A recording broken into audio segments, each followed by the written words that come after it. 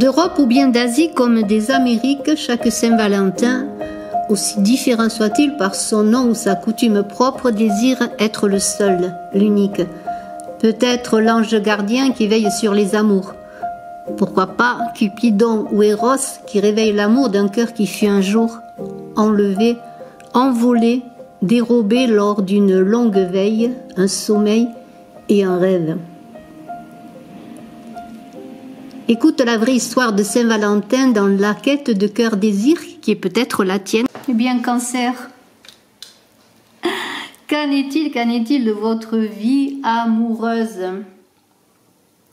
Eh bien, on dirait que l'équilibre va être trouvé pour cette Saint-Valentin. En tout cas, vous êtes dans cette recherche d'équilibre. On dirait que l'harmonie est là.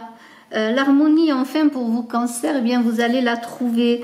Il n'est que justice que vous rencontrez l'harmonie, que vous soyez dans l'harmonie, parce que vous avez bien œuvré, sans doute. C'est une harmonie, un équilibre bien trouvé, bien retrouvé. Vous avez mis de l'ordre peut-être dans votre vie amoureuse également, vos Cancers, peut-être un peu avec sévérité, hein, comme la justice, hein, l'ordre, hein, ce qui doit être, hein, je pourrais dire. Il y a maintenant l'envie de libérer peut-être toutes vos forces également.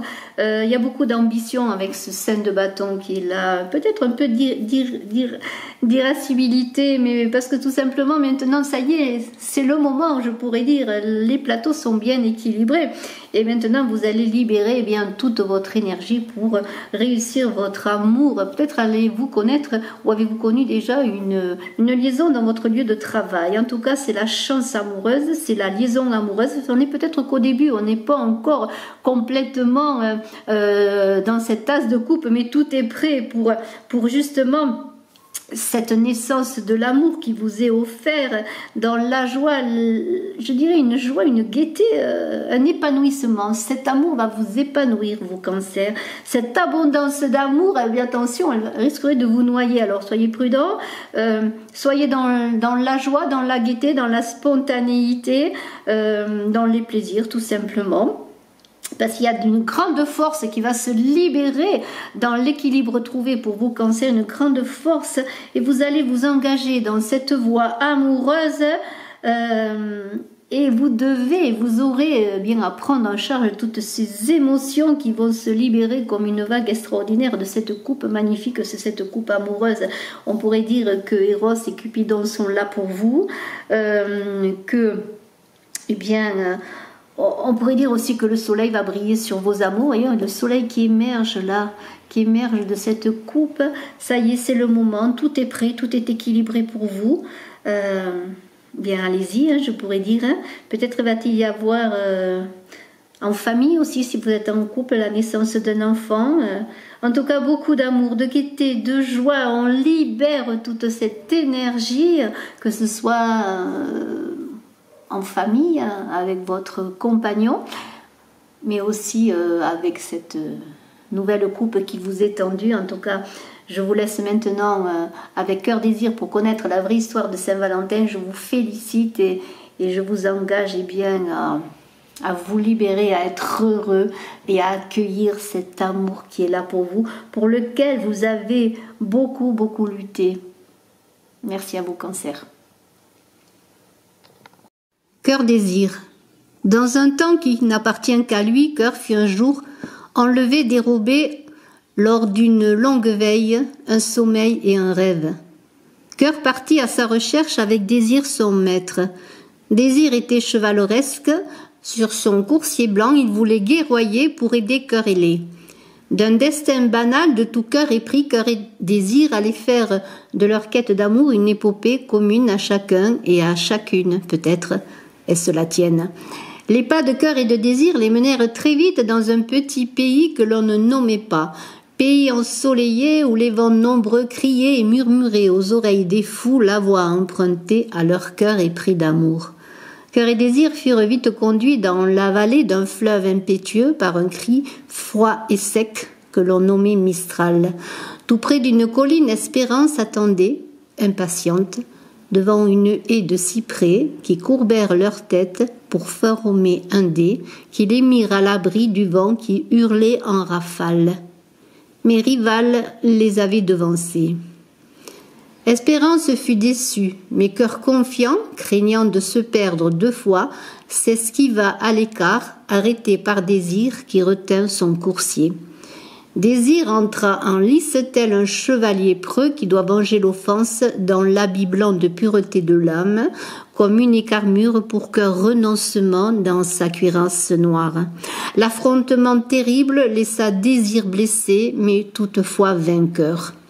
Rivadater ne se releva pas, sachant que cœur sincère doit sans faute gagner.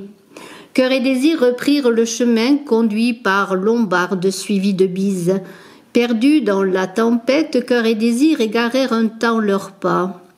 Guidés par Désir cependant, Cœur perdu semblait être un fantôme qui n'a peur que de lui. Des montagnes immenses, qu'aucun homme, tant humain qu'il puisse être, n'avait jamais franchies, les stoppèrent bientôt dans un vent sec et tiède, aidés de fortes pluies qui giflaient leurs visages. Cœur perdu enfonça sa calotte de feutre sur sa tête penchée et Désir rabattit son homme ruisselant.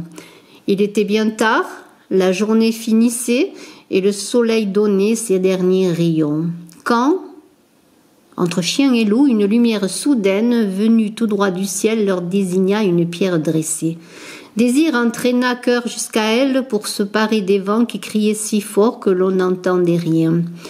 La nuit fut longue pour Cœur à nouveau enlevé, envolé, dérobé lors d'une longue veille, un sommeil et un rêve. Mais un matin radieux fit vite s'éloigner des images mauvaises, éclairant d'un soleil généreux quelques mots sur la pierre qui parlait d'amour. Cœur confiant entraîna Désir dans sa quête en le devançant, disant que les vents étaient tous leurs amis. Le vent entendit l'appel et modéra ses ardeurs pour les emporter en douceur vers Ponant l'inconnu.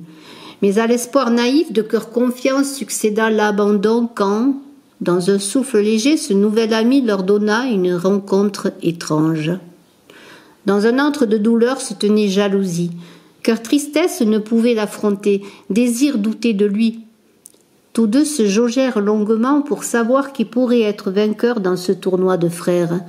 L'obstacle était bien grand, plus que les hautes montagnes et les vents réunis. Cœur tristesse s'appartenait comme un refuge ultime et Désir, quant à lui, voulait homme-animal marquer son territoire. Instinct de survie quand on doute de tout, que seule une douleur fait que l'on est vivant. L'antre barrait la route et si petit qu'il fût, il grandissait très vite entre Cœur et Désir. Jalousie les tenait dos à dos comme griffons affrontés venus de contrées fantastiques, mi-aigle et mi-lion qui gardaient la prison construite par eux-mêmes dans un dégoût si grand pour Cœur qui regrettait que Désir fût vivant. Cependant, lorsque l'on n'entend plus rien, qu'un désert sans frontières a bien plus d'eau que vous, une gifle salutaire vient à votre secours. C'est Grec qui est venu les faisant se tourner en une volte-face. Puis la neige est tombée, rouscaillant en silence pour les réconcilier. Mais tout était à faire, car bien vite Cœur souci prit le pas sur Désir en offensant l'amour. Pour Désir, il était l'heure de reprendre la route. Mais quelle devait-elle être, quand Cœur souci multipliait les doutes et les voies sans issue? C'est encore un vent appelé Sirocco qui est venu de terre lointaine, endurant et solide, pour avoir traversé sans faillir une mer dont d'aucuns disaient qu'elle lui appartenait. Sa rudesse fit fondre en un clin d'œil la neige qui couvrait comme une chape lourde les épaules de Cœur et de Désir, en repoussant la saison où la terre repose. La nature se changea en couleur flamboyante du rouge de la passion et Cœur vaillant partit à sa conquête avec Désir ardent. Arrivés aux portes d'une citadelle cernée de hautes murailles, Cœur et Désir s'informèrent auprès de quelques âmes errantes pour savoir qui tenait le bastion. Personne ne répondit. Personne sauf une jeune enfant qui leur dit ce qui suit. C'est un mal terrible qui lèche et qui dévore. Il retient prisonnières nos mères et nos sœurs. Il n'en fallait pas davantage à Cœur vaillant pour prendre l'habit blanc de Désir et le homme et aussi son coursier. Deux en un réunis, ils sapèrent la muraille et effondrèrent les murs aidés par tous les vents, de Mistral à Bise, de Lombarde à Levant, de Ponant à Grec, et avec Sirocco, ils envoyèrent le mal et ses sujets nombreux brûlés dans les enfers d'où l'on ne revient pas. Désir s'éloigna sans mot dire, laissant toute sa place à Cœur Vaillant qui ouvrit les portes aux malheureux qui vivaient hors des murs avant de libérer leur mère et leur sœur. Et puis, dans une geôle sombre, allongé sur le sol, il découvrit son cœur. Cœur Vaillant construisit un écrin pour son cœur, envolé, dérobé lors d'une longue veille, un sommeil et un rêve, afin de le garder libre à tout jamais. Les habitants appelèrent cette ville Valence en l'honneur de leur libérateur et valentinois ils furent. Puis ils ajoutèrent un saint à leur calendrier en souvenir de lui. C'est ainsi que lorsque l'amour s'arrête sur un cœur et que se réveille la terre prête à recevoir, un saint dit Valentin, à cœur vaillant pour tous.